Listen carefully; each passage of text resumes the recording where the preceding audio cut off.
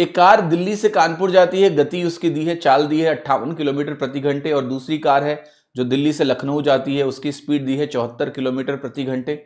अगर time taken by both the cars is the same and the distance of Delhi to Kanpur is 435 kilometre, then find the distance from Lucknow to Delhi. ठीक है। सो जो भी बच्चे अर्जुना वाले हैं, कल ही मैंने आपको प्रोपोर्शनैलिटी पढ़ाई है और मैंने बोला था कि जब टाइम कांस्टेंट होता है, क्योंकि स्पीड हमारा डिस्टेंस अपॉन टाइम होता है, तो अगर हमारा टाइम कांस्टेंट हो जाए यानी टाइम हमारा फिक्स हो जाए तो स्पीड रेशियो ही डिस्टेंस रेशियो होता है। स्पीड रेशियो ही हमारा डिस्टेंस रेशियो होता है। ठीक है।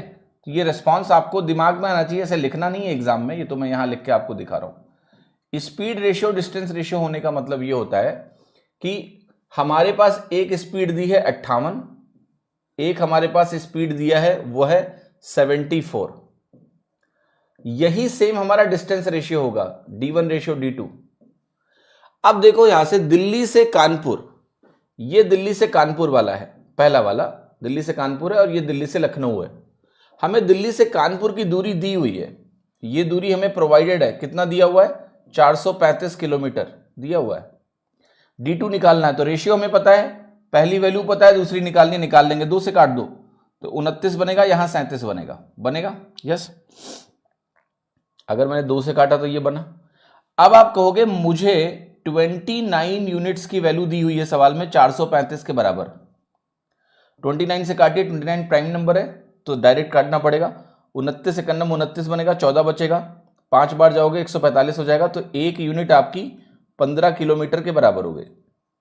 अब अगर आपको D2 लिखना है तो D2 यहां 37 यूनिट के बराबर है, तो आपका आंसर हो गया 37 इंटू 15, 15 से सीधा गुणा करिए, 15 सत्ते 105, 15 तिया 45 और 10 55, यानी 555 किलोमीटर आपका आंसर आएगा। और जो आपका आंसर है यहां पर ए ऑप्शन 555 किलोमीटर्स, तो आंसर क्या होगा, that is simply option A.